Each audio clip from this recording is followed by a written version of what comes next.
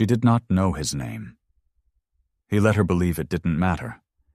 And for one evening at a quiet country table, it truly didn't.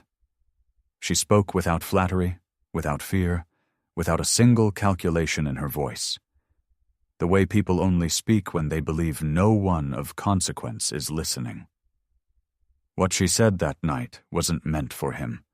It was not meant for anyone with power. And that was exactly why a duke who had spent 11 years surrounded by careful, hollow words could not stop hearing it long after the candles burned out. He came to that table a stranger by choice.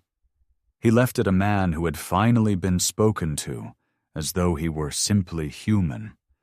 And he would spend the rest of this story trying to deserve the honesty he had not earned. Before the truth he'd hidden cost him the only unguarded conversation he'd had in over a decade.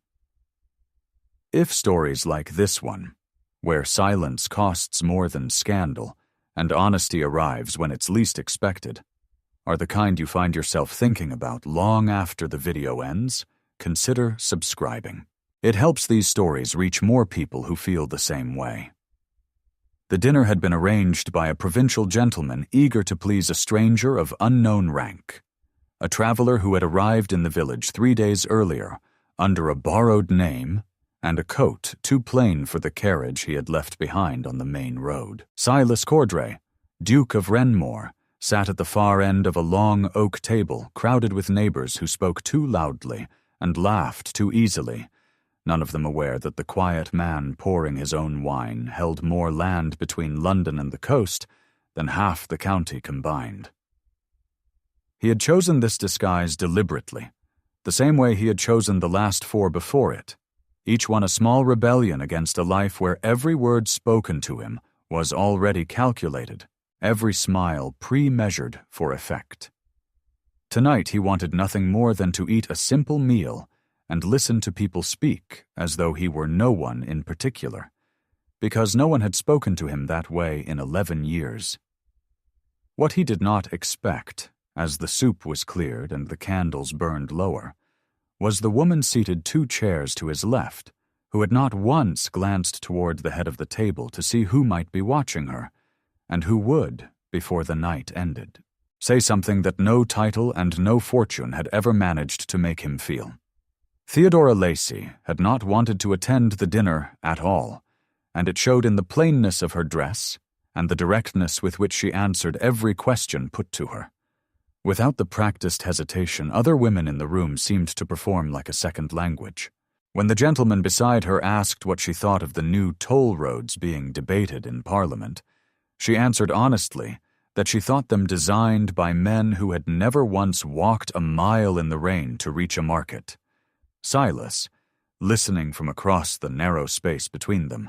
found himself leaning slightly forward, not because the opinion was rare, but because she had offered it without checking first whether it would please anyone. She spoke the way a person speaks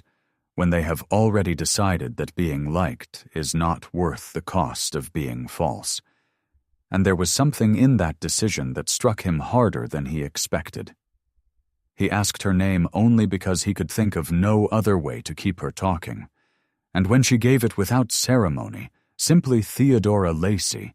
he realized she had not asked his in return, content, it seemed, to let him remain exactly what he appeared to be. A stranger at a table, worth no more attention than anyone else in the room. The conversation drifted, as such conversations do, toward the subject of powerful men,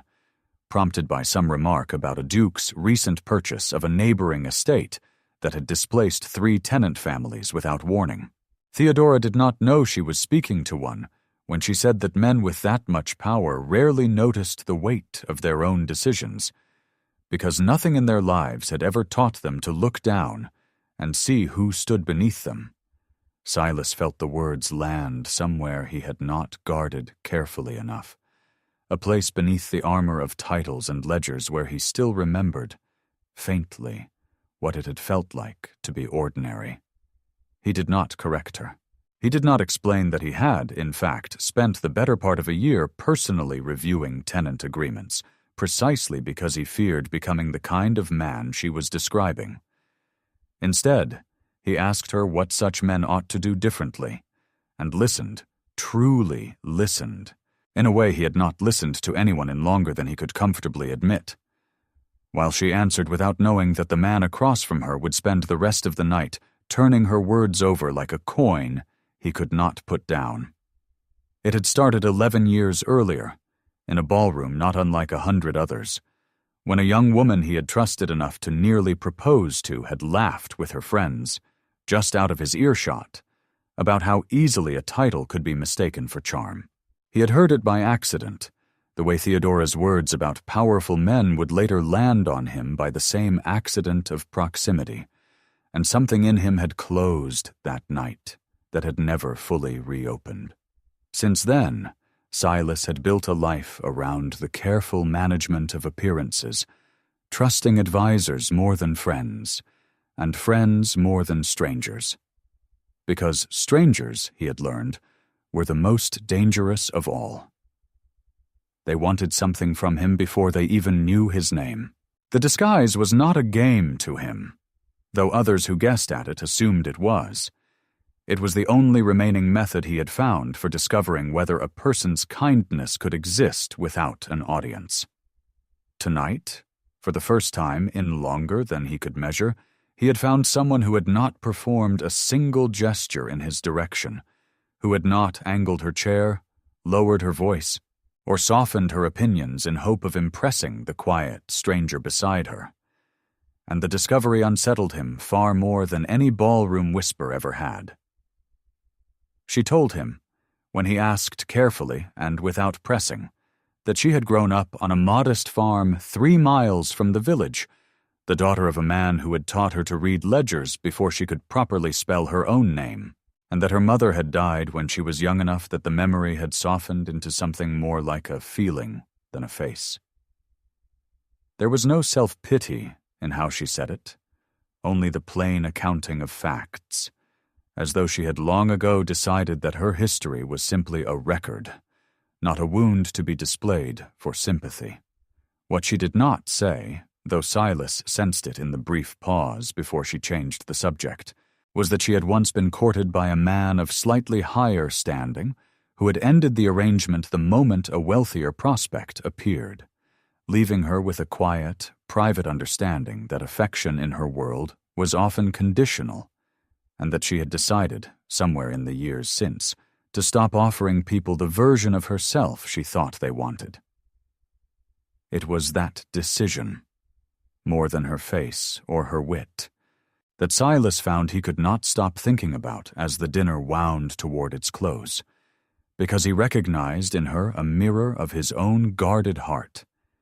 except that hers had chosen honesty as its shield, while his had chosen distance, and he was no longer certain, watching her across the candlelight, which of the two had cost more.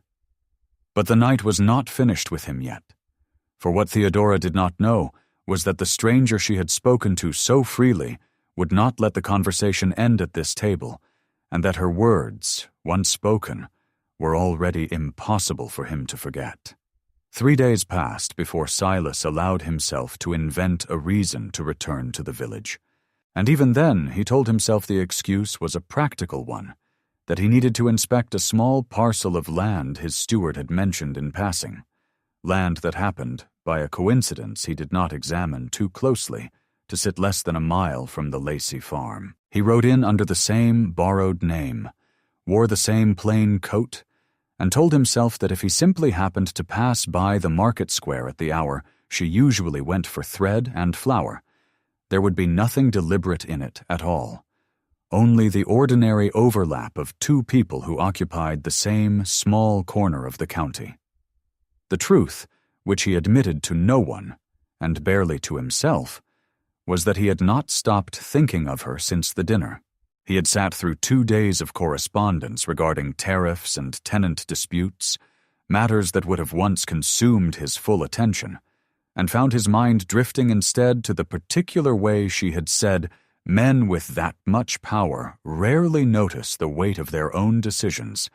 as though the sentence had lodged itself somewhere behind his ribs and refused to be dislodged by anything as dull as paperwork. He told himself this was simply curiosity. The same restless curiosity that had driven him to don disguises in the first place. But curiosity did not usually make a man rehearse 3 separate times during the ride what he might say to a woman he had no legitimate reason to seek out. When he finally saw her at the edge of the square, balancing a basket against her hip while she argued cheerfully with a merchant over the price of dried lavender, something in his chest loosened in a way he did not have a polite word for. She noticed him before he had decided how to approach her, and rather than the practiced surprise other women might have performed, she simply raised an eyebrow and said that she had not expected to see the quiet stranger from the dinner table again so soon, as though his return were a mildly interesting fact, rather than an event requiring any particular reaction from her at all. And it was precisely that lack of performance that made him certain he would find another reason to return again before the week was through. But the ease between them in that lane was about to be tested by something neither of them had chosen. A single word, spoken by a man who meant no harm, was already on its way to undoing everything they had built without titles between them. They walked, without quite deciding to, along the lane that bordered the square, Theodora's basket swinging gently between them as she spoke of the upcoming harvest, and the unreliable behavior of a particular goat her father refused to sell despite its habit of escaping every enclosure built to contain it. Silas found himself laughing in a way that felt unfamiliar, not the measured, social laugh he produced at dinners and councils, but something looser, something that came from further down. And he realized with mild alarm that he could not remember the last time a conversation had required no calculation from him at all. It was when the talk turned, almost by accident, to the subject of inherited privilege that the second conversation revealed its true weight. Theodora remarked, with the same unguarded confidence she had shown at the dinner table, that she found it strange how men born into power so rarely questioned whether they deserved it, simply accepting the inheritance as proof of their own worth, rather than the accident of birth it actually was. Silas, stung again in that same tender place beneath his ribs, asked her, carefully, testing the ground, whether she believed such men were incapable of becoming worthy of what they had been given, or whether she thought the inheritance itself made worthiness impossible from the start. She considered the question longer than he expected, finally answering that she did not think it impossible, only rare, because most men in that position were never forced to prove anything to anyone, and a person rarely grows without the friction of being doubted.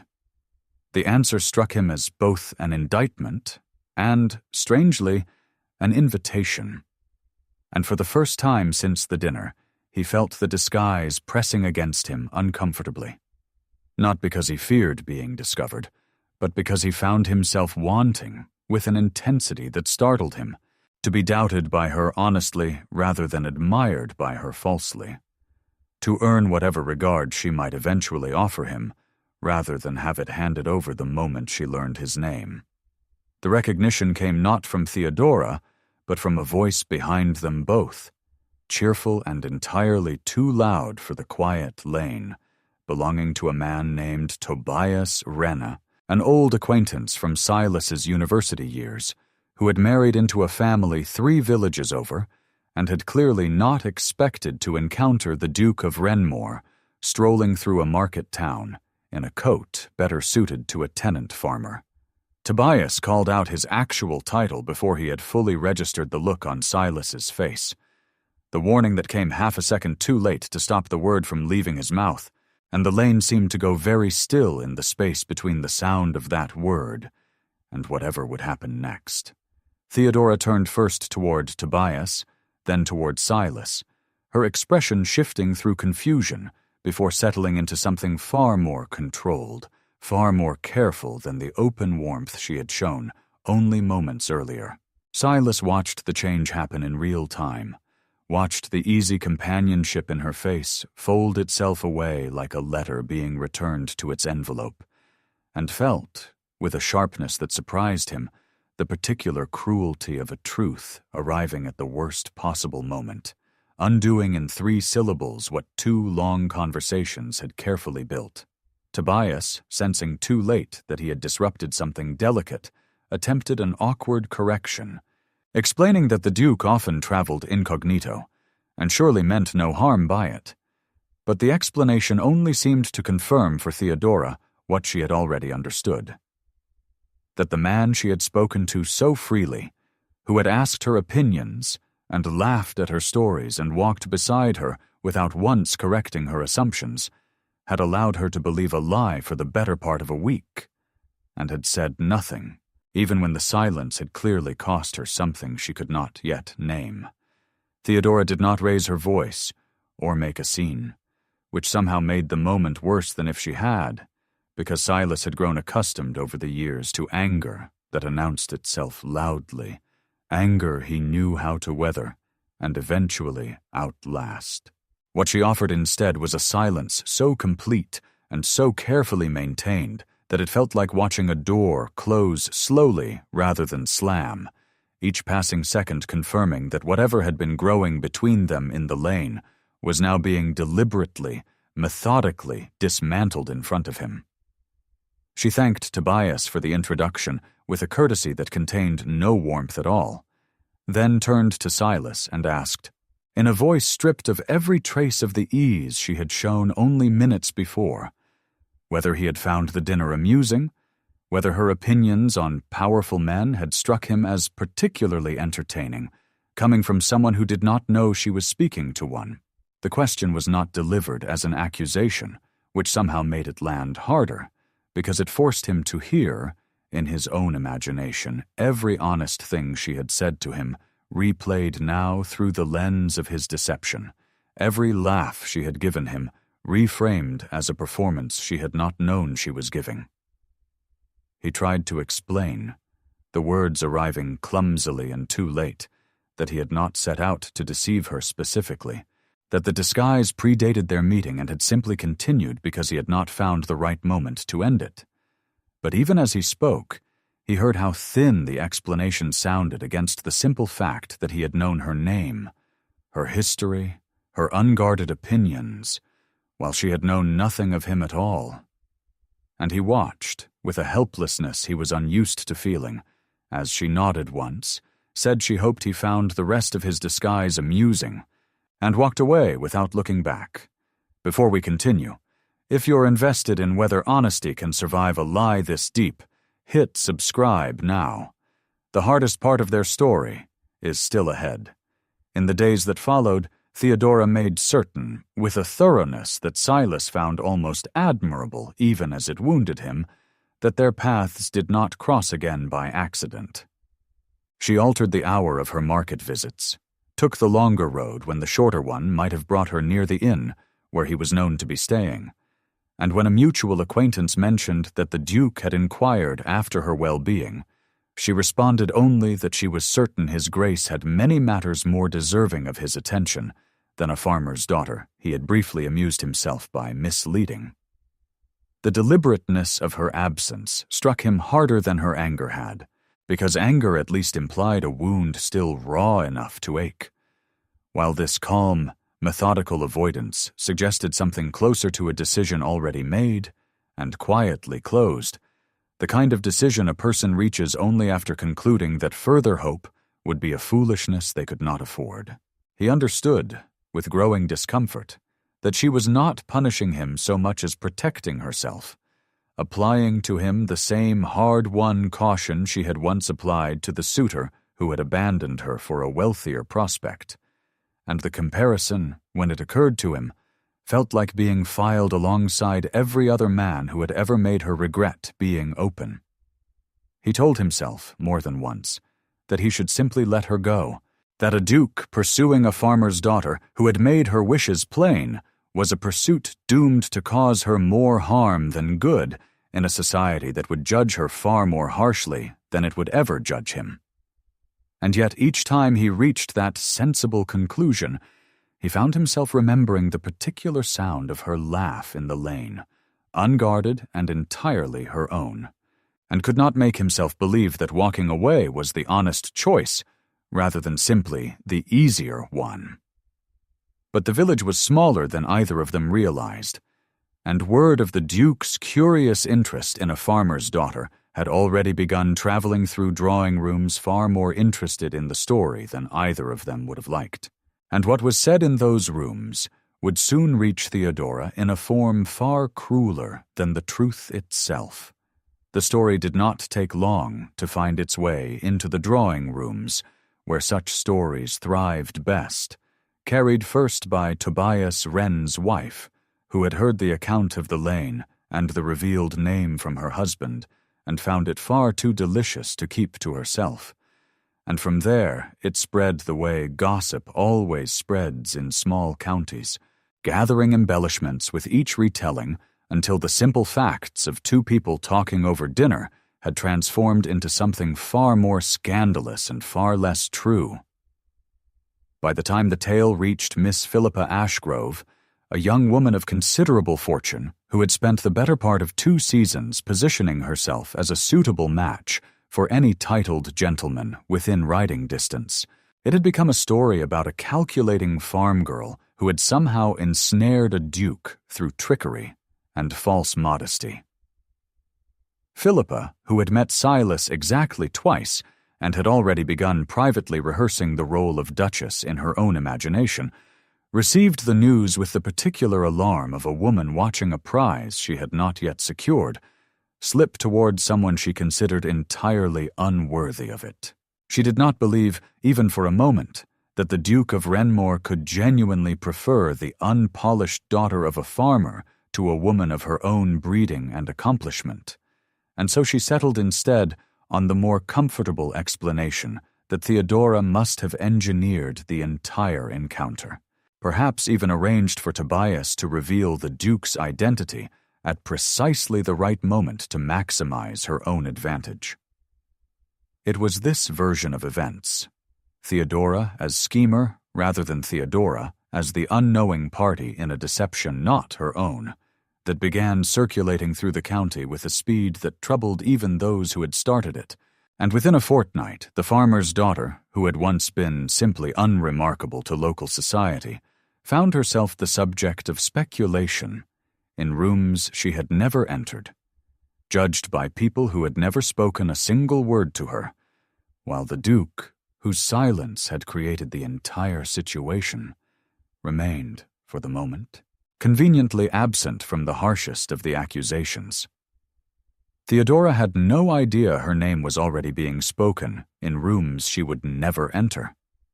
and the version of her story being told there bore almost no resemblance to the truth. Silas heard the worst of the rumors second-hand,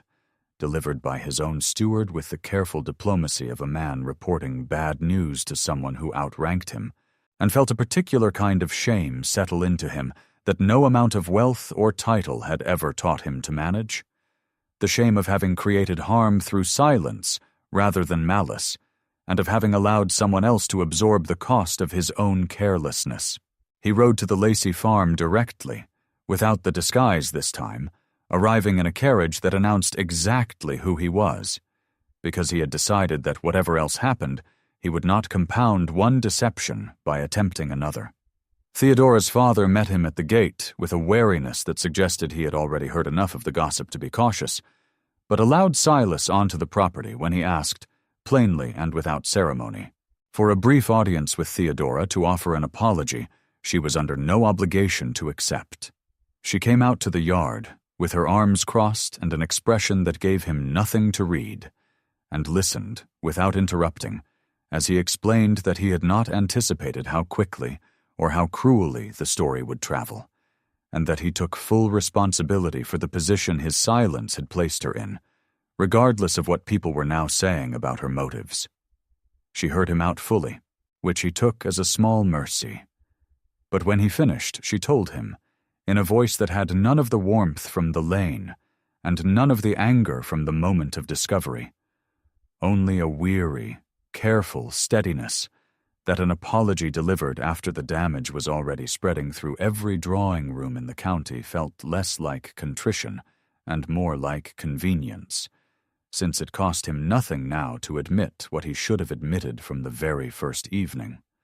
And she asked him, plainly, what exactly he expected an apology to repair when the harm itself was still actively growing without his involvement at all. The days following her question to him passed quietly enough that Theodora allowed herself to believe the worst of it had settled, returning to the ordinary rhythm of market mornings and farm chores, without expecting that the matter would resurface so soon, or in a room she had not chosen to enter carefully. The pressure intensified before it eased, as such things often do, and it found its sharpest expression at a small gathering hosted by a family eager to align themselves with whichever version of the story proved most advantageous, where Philippa Ashgrove, emboldened by an audience she had carefully cultivated, suggested aloud that it was remarkable how a woman of no particular fortune or breeding had managed to capture a duke's attention so swiftly, and wondered, with a delicacy that fooled no one, whether such swiftness ought to raise questions about the methods involved rather than admiration for the result. Theodora, who had been invited to the gathering by a family friend unaware of the trap being prepared for her, felt the room's attention shift toward her in a way that made the air feel suddenly thinner, and understood, with the particular clarity that comes only in the worst moments, that she had walked into a conversation designed entirely to diminish her in front of people whose opinions could follow her for years. She considered, for one long moment, simply leaving without a word, retreating to the safety of silence the way she had retreated from Silas himself. But something in Philippa's carefully arranged smile reminded her too sharply of every person who had ever assumed her plainness meant she had nothing worth saying. So she did not leave, and she did not lower her eyes, but answered instead that she found it curious how quickly a room full of people who knew nothing of her circumstances had managed to construct an entire narrative about her character, and that she would rather be a woman of no fortune who spoke the truth plainly than a woman of considerable fortune who required an audience to wound someone she had never bothered to actually meet. A reply that landed with enough quiet force that the room's attention, for a moment, turned uncomfortably toward Philippa instead, though the damage to Theodora's reputation, once spoken into existence, did not so easily reverse itself. Silas arrived at the gathering later than he intended, delayed by a matter of estate business he could not avoid, and entered the room just in time to catch the tail end of the exchange, enough to understand precisely what had been said and precisely what it had cost Theodora to say it. He watched her standing alone near the window, composed but visibly tired, in a way that only someone who had spent the last 2 weeks thinking of little else but her well-being would have noticed, and felt something in him that had spent 11 years carefully guarded against public sentiment simply give way. He crossed the room without pausing to consider the impression it might create, and addressed Philippa directly, his voice carrying easily enough that every conversation nearby fell quiet to listen. He told her, with a calm that was somehow more devastating than anger would have been, that he had personally created the circumstances under which Miss Lacy had spoken honestly to a man she believed to be a stranger, and that any scheme being attributed to her existed nowhere except in the imaginations of people who found another woman's honesty more threatening than their own carefully managed performances. He then added, turning slightly so the words reached the wider room rather than Philippa alone, that he considered Miss Lacy the only person in recent memory who had spoken to him without calculating what his title might offer her, and that he found it telling that the harshest judgment in the room had come from precisely the sort of person whose interest in him had never extended beyond exactly that calculation. A statement that left the room in a silence far heavier than the one Theodora had endured moments before, and that Theodora herself received with an expression caught somewhere between gratitude and a wariness she was not yet ready to set down. It was Theodora, not Silas, who broke the silence that followed, crossing the room toward him with a steadiness that surprised even her, because she had not planned to speak at all, only to leave quietly once the worst of the attention passed. But something in his defense of her, delivered so publicly, and so without calculation, demanded an answer she had been carrying since the lane, a question she had swallowed twice already out of pride, and was no longer willing to swallow a third time. She asked him, in a voice pitched only for him, though several nearby guests strained to hear it anyway, why he had not simply told her the truth on the very first evening, when the dinner ended, and there had still been time for honesty to cost him nothing at all. She told him that she did not need the grand gesture he had just performed nearly as much as she had needed, weeks earlier, the small and simple courage of an honest sentence, and that the distance between those two things, the easy theater of public defense and the harder, quieter work of early truth, was exactly what she could not yet forgive. Silas, standing in front of her with the entire room still watching, found that he had no clever answer prepared, only the plain and uncomfortable truth that he had been afraid, not of her specifically, but of the version of himself that existed once she knew what he was, the version other people had always reached for the moment his title entered the room. And he told her exactly that, without softening it, because he had finally understood that softening it now would only repeat the same mistake in a new shape. But honesty, once finally spoken, rarely settles anything as quickly as it should. And what Theodora did next would determine whether his confession had come in time, or whether some silences, once allowed to grow too large, could no longer be undone by truth alone. The room remained fixed on the two of them, waiting for whatever would come next, and Theodora understood that whatever she said now would be repeated in every drawing room the story had already reached, shaping the narrative as surely as the gossip itself had shaped it before. She did not give them the satisfaction of either forgiveness or rejection delivered as performance, but instead asked Silas, quietly enough that the gathered crowd had to lean to catch it, whether the loneliness he had just described, the fear of being known only for what his title could offer, had ever once made him consider that the people around him might also be lonely in ways he had simply never thought to ask about. The question struck him with more force than her earlier one had, because it was not an accusation, but an invitation, the first sign she had given him since the lane that she was willing to consider him as a person capable of growth rather than simply a man who had failed her. He answered honestly that he had not considered it, not truly, because his disguises had always been undertaken to test others rather than to understand them, and that her question had just shown him a difference he had somehow missed in 11 years of careful self-protection. She studied him for a long moment, the room around them holding its breath in a way that made the silence feel almost physical, and then told him, simply, that she was not ready to call what had happened between them resolved, but that she was willing to speak with him again, plainly and without disguise on either side, if he was willing to listen the way he claimed he wanted to. An answer that was neither the forgiveness the room had hoped for, nor the rejection Philippa had clearly anticipated, but something far more honest than either, and far harder to gossip about. She had given him an answer, not a promise, and in the weeks that followed, Silas would learn that being watched closely by someone who no longer trusted blindly was a far harder test than any disguise he had ever worn. Their conversations resumed slowly over the following weeks, conducted now in full view of anyone who cared to notice,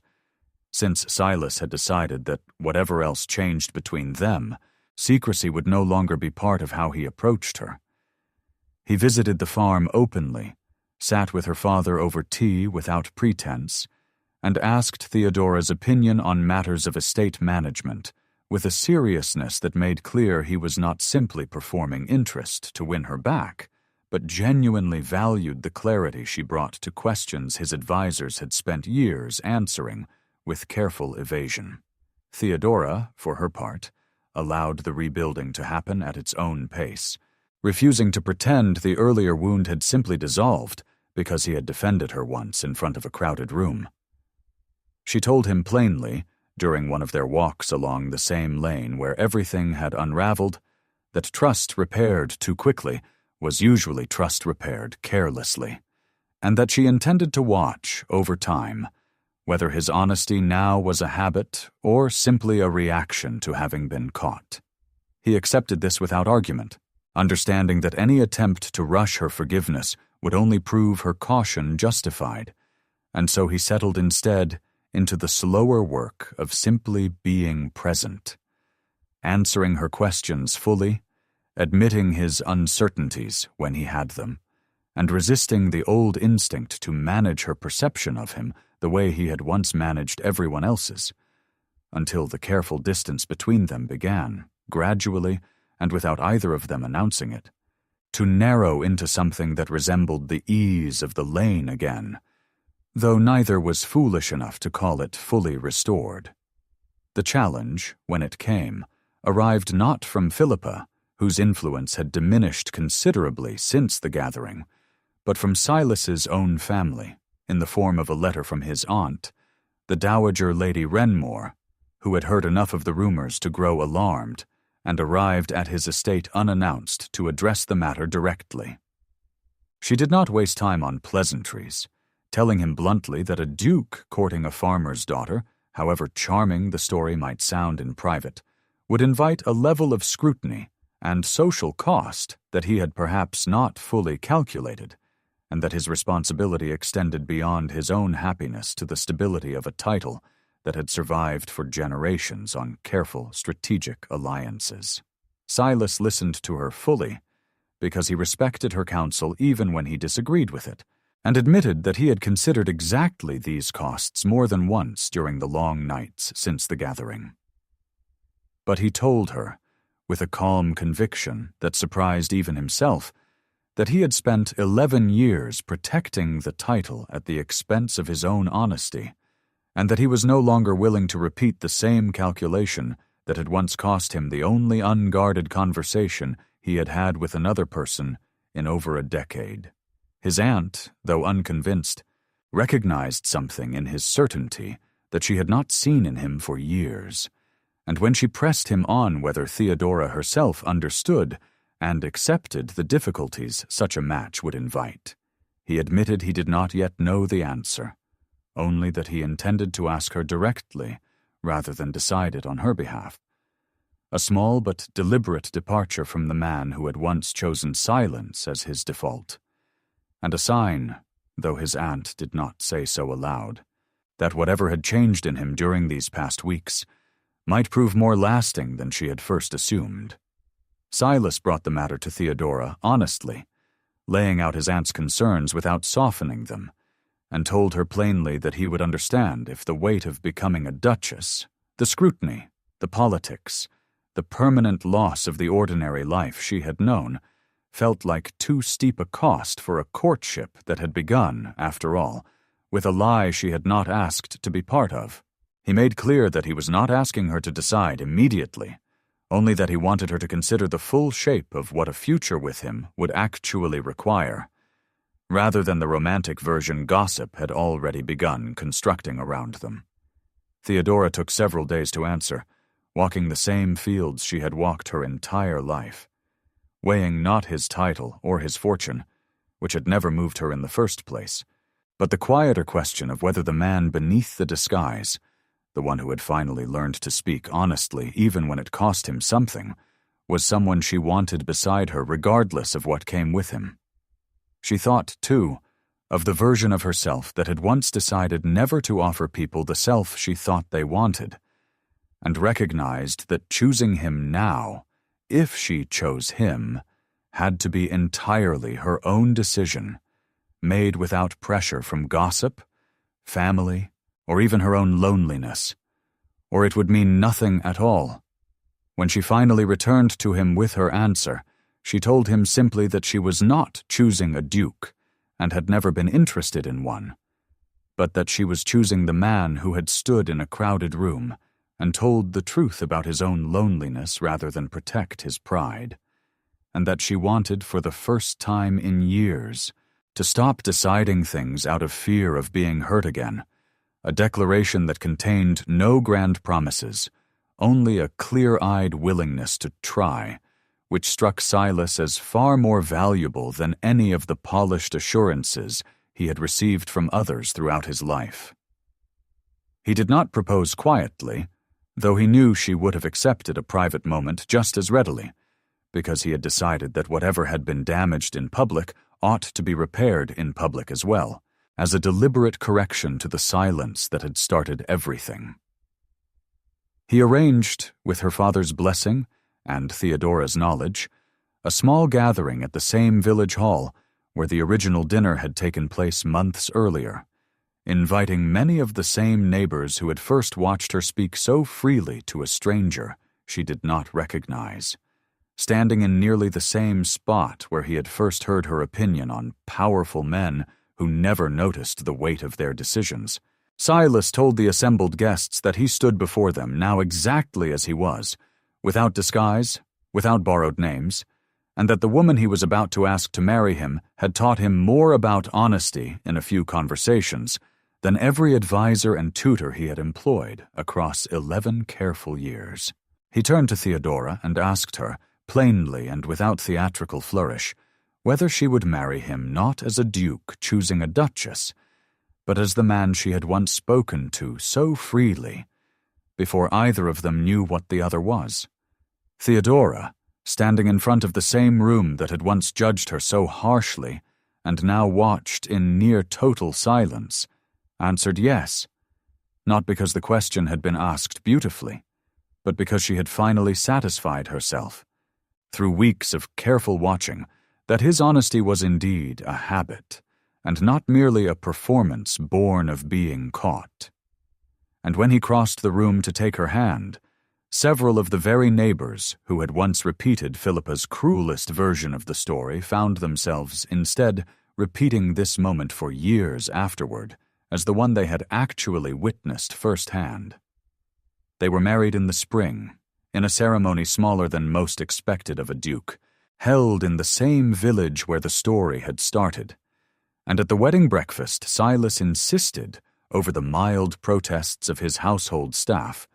that a long table be set in the same hall where the original dinner had taken place, with seats arranged so that no one could easily tell who among the guests held a title and who did not. He told Theodora, as they took their places near the center rather than at any head of honor,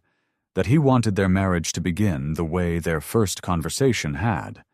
with no one quite certain who anyone was, and everyone simply left to speak honestly with whoever happened to be seated beside them. Theodora looked around the table at neighbors and strangers, seated together without ceremony, at her father laughing easily with the steward who had once delivered apologies on his employer's behalf, and felt something settle in her that had nothing to do with the title she now carried, and everything to do with the particular, hard-won knowledge that she had been seen. Fully,